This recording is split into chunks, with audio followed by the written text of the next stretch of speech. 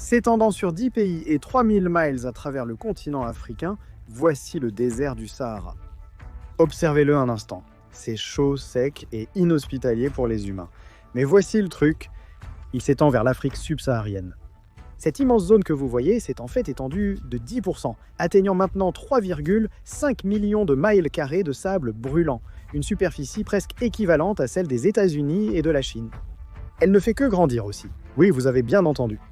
Le désert du Sahara et le Sahel, qui est la zone désertique marquant la transition entre le Sahara et l'Afrique subsaharienne, sont en réalité en train de s'étendre au moment même où vous regardez cette vidéo, transformant tout sur leur passage en terre sèche et non fertile. Prenons l'exemple du lac Tchad. Voici une photo de celui-ci en 1972 et en 2007. C'est choquant, c'est le moins qu'on puisse dire. Il a diminué de 90% en seulement 50 ans, et cela menace les 20 millions de personnes qui dépendent du lac Tchad pour littéralement toute leur eau. Environ 90% de ces 20 millions de personnes vivent de l'agriculture, de la pêche ou de l'élevage. Donc perdre autant d'eau en si peu de temps est incroyablement dévastateur pour toute la région. Alors pourquoi le Sahara s'étend-il ? Il est tentant de tout blâmer sur le changement climatique, mais en réalité c'est plus complexe que cela. Bien que le changement climatique ait grandement contribué à l'assèchement des terres autour du Sahara, le surpâturage et la surexploitation des terres, dues à de mauvaises pratiques agricoles, y ont également joué un rôle. En fait, le Sahara ne s'étend pas vraiment à proprement parler. C'est plutôt que les terres qui l'entourent s'assèchent et deviennent désertiques pour diverses raisons. Mais pour cette vidéo, nous parlerons de son expansion. Environ 46% des terres africaines sont touchées par la désertification, dont 55% sont exposées à un risque très élevé de désertification supplémentaire. C'est ce genre de nouvelles qui a conduit à l'idée de la Grande Muraille Verte, d'abord imaginée en 2005. Finalement, en 2007, le projet a pris suffisamment d'ampleur lorsque la déclaration 1378 de l'Union africaine a été adoptée, approuvant la décision sur la mise en œuvre de la Grande Muraille Verte pour l'initiative du Sahara et du Sahel. Aujourd'hui, ces 21 pays font partie du projet.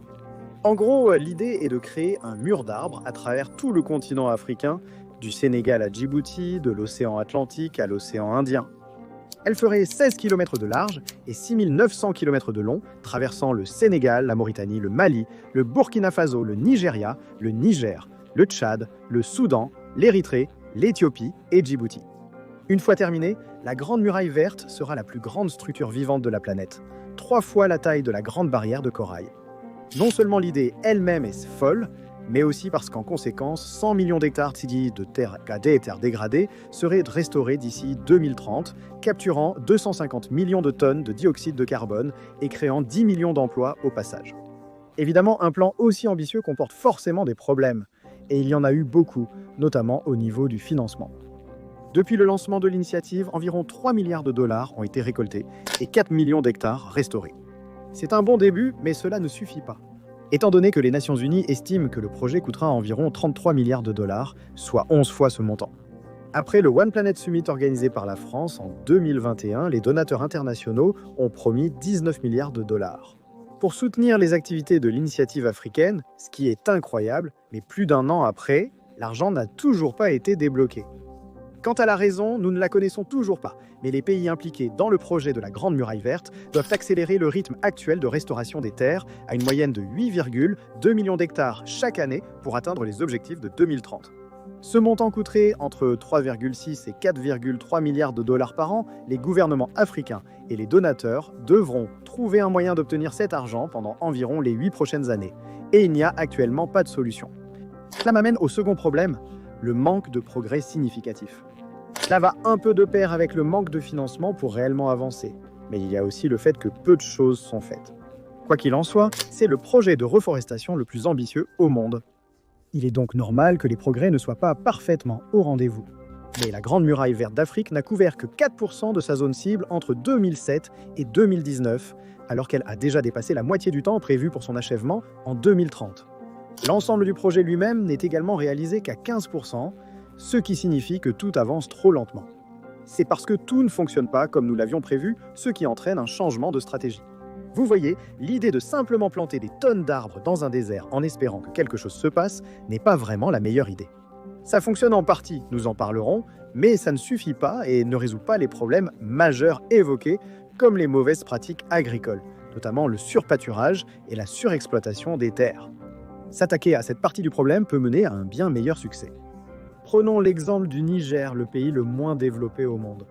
Le Sahara s'étend sur 2 tiers de l'Algérie, avec le Sahel à sa base. Voici une photo aérienne de 1975 du village du Sud, appelé Galma-Cordouache. Comme vous pouvez le voir, la terre était assez stérile, aride et sans vie, à l'exception de quelques arbres ici et là. Comparez-la maintenant à cette photo prise en 2003, pratiquement au même endroit. Il y a beaucoup plus d'arbres, n'est-ce pas? C'est grâce à Tony Renaudot, un agronome australien, qui a aidé les agriculteurs à identifier les espèces d'arbres utiles dans les souches de leurs champs, à les protéger puis à les tailler pour favoriser leur croissance. Cette approche, connue sous le nom de régénération naturelle assistée par les agriculteurs, ou régénération naturelle assistée par les agriculteurs en abrégé, a été copiée dans tout le Niger et a permis d'ajouter plus de 200 millions d'arbres au cours des 40 dernières années, reverdissant essentiellement leur partie du Sahel et produisant beaucoup plus de nourriture. Cette approche est l'une des nombreuses pratiques agricoles que l'initiative de la Grande Muraille Verte privilégie désormais, plutôt que de se contenter de planter des arbres partout. L'échec de ce plan est dû à plusieurs facteurs. Planter un arbre est simple et peu coûteux, mais le faire pousser est bien plus complexe. De nombreux arbres ont été plantés, mais par manque d'entretien, ils n'ont jamais poussé. La quantité de main-d'œuvre requise pour ce projet et son entretien était trop importante, vu la longueur prévue du mur. De plus, les arbres plantés étaient souvent de la mauvaise espèce déterrés par les chèvres ou arrachés par les communautés locales pour vendre le bois, n'ayant pas grand-chose à perdre. En conséquence, on estime qu'au moins 80% de tous les arbres qui ont été plantés sont morts. Mais tout cela n'a pas été vain. En fait, ces arbres morts pourraient grandement aider les pays africains à transformer le paysage.